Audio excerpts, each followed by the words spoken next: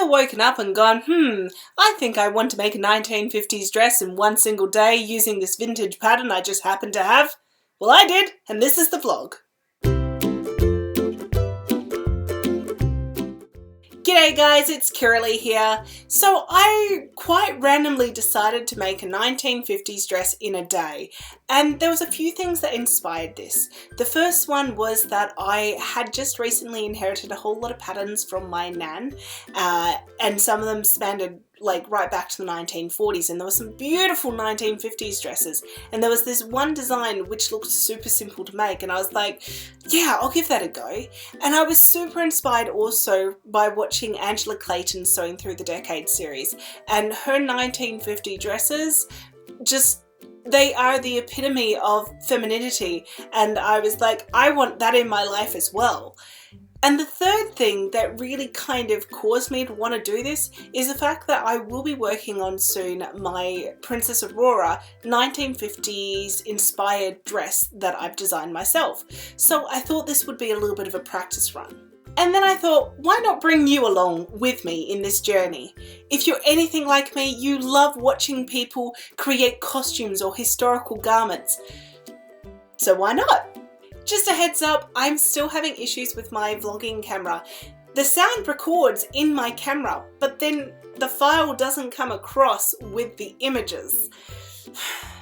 So, sorry, I had to do a little bit of a voiceover / revoicing of what I was saying while making the garment, but hey, enjoy! So the pattern that I'm going to be using today, which I thought I'd cut my teeth on, is this Englishwoman W7. So the pattern itself is for a 36-inch bust, and it has directions on how you can alter it for people from 32 inches to 40 inches in the bust, which is great because I'm a 40-inch bust. And this pattern is so interesting. Like, let me show you. When you open it up, immediately, you've got the pattern pieces here, which are not printed on. We'll talk about that in a moment. But on here, you've got all of the instructions on how to make the garment. And it goes into quite specific detail, and it's pretty easy to follow. But when you flip it over, you also have on the back of the front cover, you also have all of the placements and the pattern pieces, and explain what each pattern piece is. There's only 5 in this one, so it's very straightforward to put together, which is why I think that they're pretty easy instructions. And I'm going to be making version B, which has a very full skirt. So for the pattern instructions, I will be following this one. So for size 40 inch, place ½ inch from fold for the center front part of the bodice. So this is part of how they changed the 36 inch to being a 40 inch bust. And I think this is super easy and super cool. But the other thing about cutting the size 40 is the fact that, here, hang on. So what it is that it will say that for those who are doing like the 40 inch, you sew with a seam allowance of ½ an inch seam allowance rather than 3/4 or the 5/6 or anything like that. So this is a really straightforward way in terms of getting the sizing for your size, but with the one pattern piece. I mean, it wouldn't work with all patterns, but this is super simple. So I also want to show the fabric that was gifted to me by a friend of mine. It's got like koi fish on it and dragons and a peacock. I just love it. And as soon as I got the pattern, I was like, oh, I've got the perfect fabric for this. So I'm happy to use it.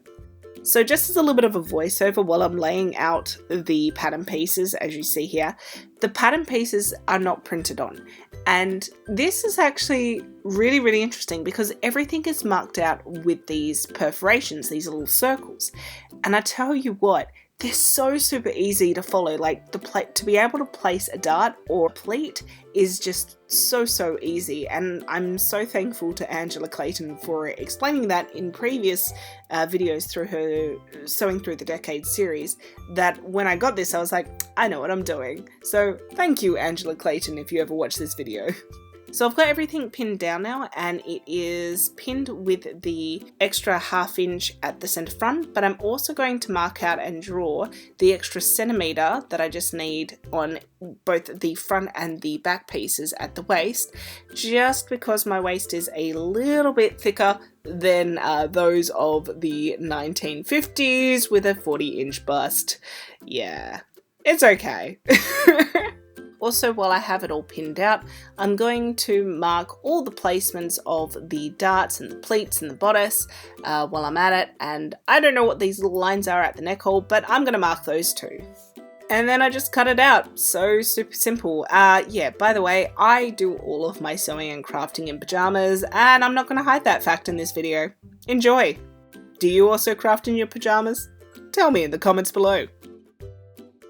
And as a bit of a side note, I'll also mention that I think it's really gorgeous because my nan has used this pattern previously, and I know that because it's her handwriting that she's written little notes on the pattern piece, and there are pin pricks where she pinned it to her previous fabric. So I feel a little bit warm and fuzzy as I'm using this pattern.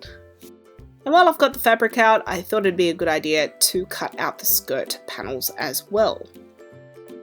What I'm doing is I'm going to transfer all of those points that I marked out previously into the pleats and the darts on the bodice. And I'm doing this just in pen. I normally wouldn't do this in pen, guys, but I am doing it on the underside. It doesn't show through and it's really easy to use.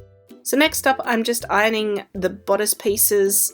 I should have done that previously, but I just wanted to get it all marked out. And then what I do is I start pinning together the pleats and also the darts in the bodice pieces. And with all pinning of pleats and darts, I'm just making sure that it's going through the line on both sides so we don't have wonky darts or pleats. And then over to the sewing machine finally, I sew down the pleats and the darts. So with the pleats and the darts all sewn in, the next thing to do is sew up the side seams and also the shoulder seams. So the next thing I did was I got out my pinking shears and I finished off the side and the shoulder seams with said pinking shears because that was a good way to finish off a 1950s garment that was not being lined. And then with my wonderful IKEA ironing board again, I love this thing, I press open the side and shoulder seams. So whilst I have my ironing board out, I decided to turn in the back edge so that it's all prepped for the zipper. So next up is bias binding. The pattern instructs that you are to use bias binding for the neck and the armholes, which is quite nice, especially if you wanted to use either a contrasting or complementary colour, as I have done here. So I just went around and I pinned the bias binding to the neck and the armholes. Then I used my sewing machine to sew the front edge down. And then I sat in front of TV and I whip stitched it all on the inside using obviously matching thread. And the finish of the bias binding on the neck and the armhole, which is not something I would do in a normal garment now, it was really sweet. I really liked it. I thought it was a really nice way to finish the garment. So next up, I iron out the skirt pieces. Now with each of the skirt pieces, there's actually an inverted box pleat. Now when I saw that there was a box pleat that was incorporated within the 3 skirt pieces, I got excited because box pleats are my jam. Anyone who knows me knows that that is the truth. So I marked out the placement of where they need to line up, and then I just put a quick pin at it. And then took it over to the sewing machine and just did a very small stitch downwards that would be hidden within the seam allowance. Then back to the ironing board, I ironed out that inverted pleat, then I sewed down that inverted pleat, and I did this very close to the edge so that it would be hidden within the seam allowance. Then I sewed the 3 skirt panels together, leaving one side open at the top so that I could insert the zipper. Then I went ahead and pinned the bodice to the skirt, making sure that I wasn't gathering over the inverted pleats because I wanted those to be quite smooth, but gathering in between the pleats. And I did that by eye just on the sewing machine. Once the bodice and the skirt piece was together, I grabbed my pinking shears again and just cut off the excess fabric at the waist. Then I did a quick fix. Sorry, I don't have any footage of that. It was very spontaneous, but I decided that it was too long for me. I am 5'4" after all, and I just was like, yeah, I need this to be a little bit shorter than what it is. So I took off about 6 inches worth at the hem. And I love my little grid ruler here because that was super easy to mark out since it's all straight lines. And then I just cut that off. So then on to hemming. What I did was I just flipped it up by 1 centimeter, sewed it down, and then flipped it up again on itself so it would hide that kind of raw edge, pinned it again and sewed it down again. I personally like dresses with a very narrow hem, so that's what I did. And there you go, that's the dress finished. It was a super fun project just to do in a day, and it took all day because I'm a slow sewer. But I will say that there was also a belt pattern that went with this outfit, and I opted not to make it. Instead, I am just pairing it with the black belt because that goes with some shoes and it all ties it together. Now, in terms of my final thoughts on this, I think that overall this is not the most flattering dress, but I still really like it. I really like the little pleats in the front. I just think that's really cute and accentuates the bust. And I like that. Anyway guys, I hope that you've really enjoyed that. If you'd like to see more making of vlogs, make sure you hit that subscribe button, and I hope to see you all later. Bye!